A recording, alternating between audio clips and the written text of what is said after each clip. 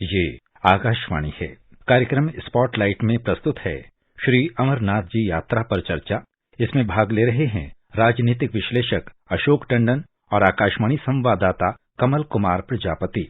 3888 metre की ऊंचाई पर हिमालय की गोद में स्थित श्री अमरनाथ जी की पवित्र गुफा और श्री अमरनाथ जी शिवलिंगम के दर्शन के लिए हर साल श्रद्धालु इस यात्रा में शामिल होते हैं और श्रावण मास में इस पवित्र यात्रा का आयोजन अक्सर होता है। बालटाल और चंदनवाड़ी मार्गों पर पैदल चलकर श्रद्धालु पवित्र गुफा तक पहुंचते हैं और दर्शन करके अमूल्य आध्यात्मिक भाव का अनुभव करते हैं। इस बार 30 जून से ये यात्रा शुरू हो रही है और 43 दिन तक चलेगी। अगस्त में ये यात्रा पूरी होगी और आज हम श्री अमरनाथ जी यात्रा पर ही चर्चा कर रहे हैं। अशोक जी, सबसे पहले तो हम श्री अमरनाथ जी यात्रा ये आयोजन है, इसके आध्यात्मिक महत्व पर आपसे थोड़ा समझना चाहेंगे। क्या आध्यात्मिक महत्व है इसका?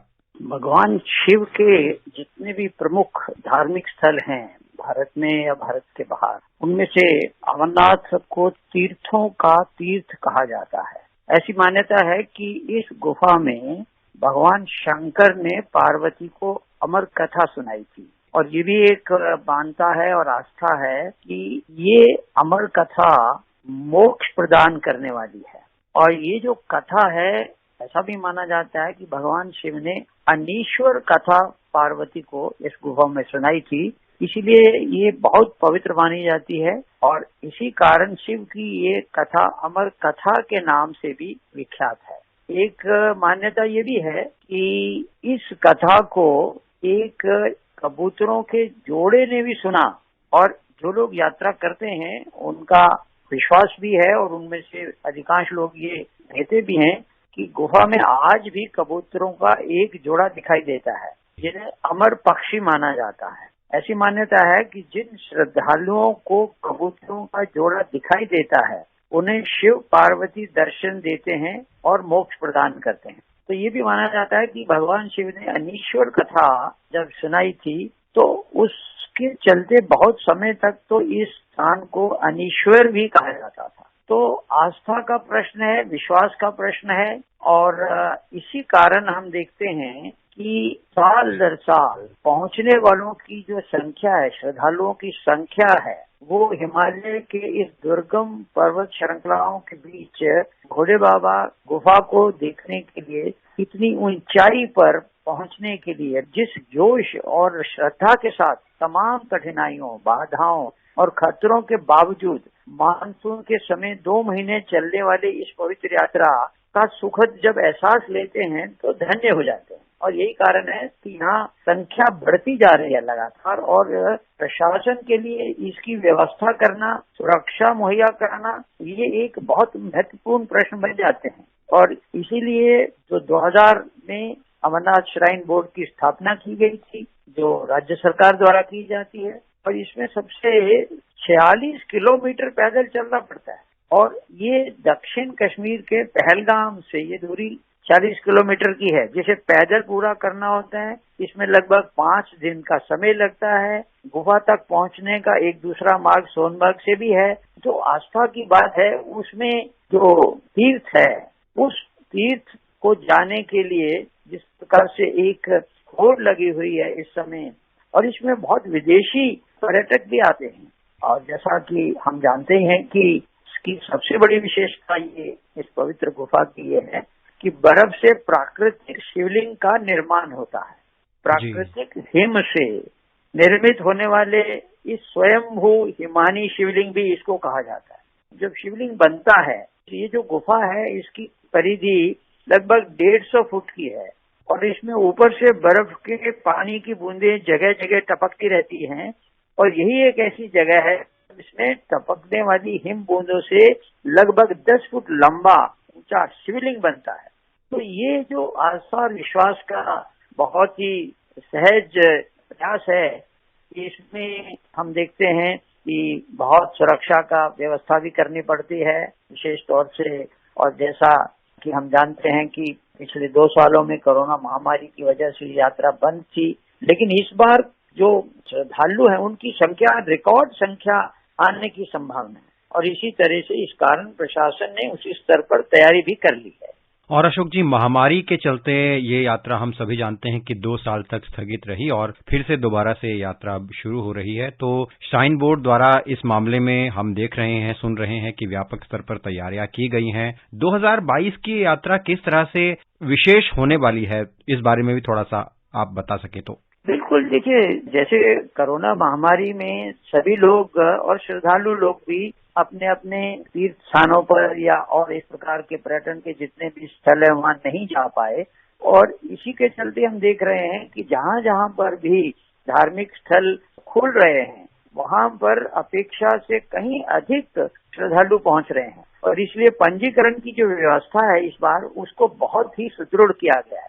पंजीकरण की व्यवस्था एक जगह नहीं होगी, रास्ते में कई जगह पर पंजीकरण की व्यवस्था की जा रही है, और सुरक्षा की, जैसे मैंने कहा, कि बहुत ही पुख्ता इंतजाम किए गए हैं। आतंकवादी हमलों को भी सुरक्षा दृष्टि से उसकी भी व्यवस्था है, और यात्रा के जो काफिले चलते हैं, सुचारू मार्ग हो, पार्किंग स्थलों की भी व्यवस्था की गई है, और उनकी लगातार सुरक्षा एक तरह से समीक्षा भी की जा रही है।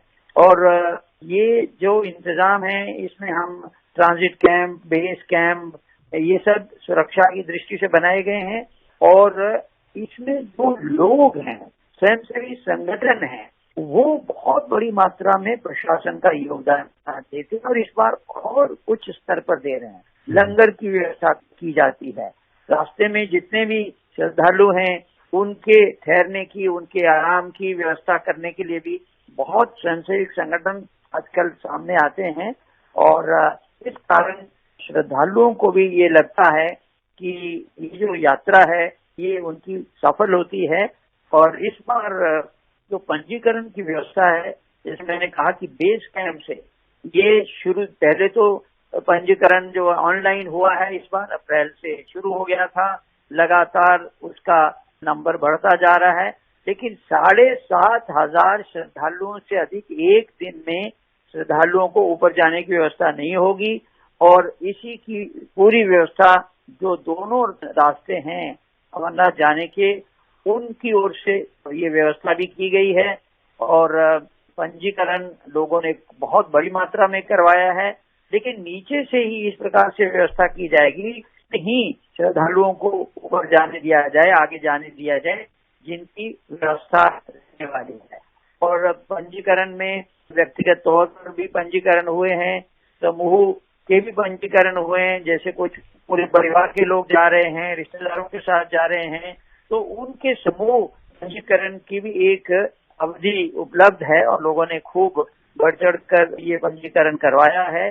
और ये उम्मीद की जाती है कि सभी श्रद्धालु ये जो प्रक्रिया है सुरक्षा की, व्यवस्था की, उसमें योगदान करेंगे। नहीं तो कई अति उत्साह के चलते जब व्यवस्था को भंग करने की कोशिश की जाती है, तो हमने देखा है कि पिछले कई सालों में इस प्रकार का भगदड़ भी मच सकती है। तो ये सारे पुख्ता इंतजाम इस बार प्रशासन कर रहा है, और इसमें जहां कहीं भी सुरक्षा की दृष्टि से व्यवस्था की बात है तो सरकार के सुरक्षा बल भी जो है वो मुहैया करवाए जाते हैं, और समय समय पर सुरक्षा प्रबंधों की विस्तार से चर्चा भी हुई है। और इसमें जैसे कुछ जो बैठकें हुई अभी हाल ही में, जम्मू कश्मीर के डीआईजी रहे हैं, और सेना के ब्रिगेडियर रैंक के अधिकारी, और सीआरपीएफ के अधिकारी, ये सब लोग मिलकर इस बार व्यवस्था को पुख्ता कर रहे हैं, और हमें पूरा विश्वास रखना चाहिए कि ये यात्रा इस बार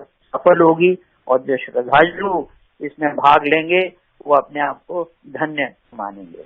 अशोक जी, ये तो प्रशासन की मुस्तैदी और उसके प्रबंध की बात हुई, लेकिन यात्रा पर जाने से पूर्व और यात्रा के दौरान श्रद्धालुओं को भी कुछ जरूरी बातों का ध्यान रखना है, जरूरी सावधानियां रखनी है, और इस बारे में श्राइन बोर्ड ने दिशा निर्देश भी अपनी वेबसाइट पर डाले हैं कि उन्हें किन बातों का यात्रा पर जाने से पहले और यात्रा के दौरान ध्यान रखना है। तो ये दिशा निर्देश कितने अहम है यात्रियों के लिए?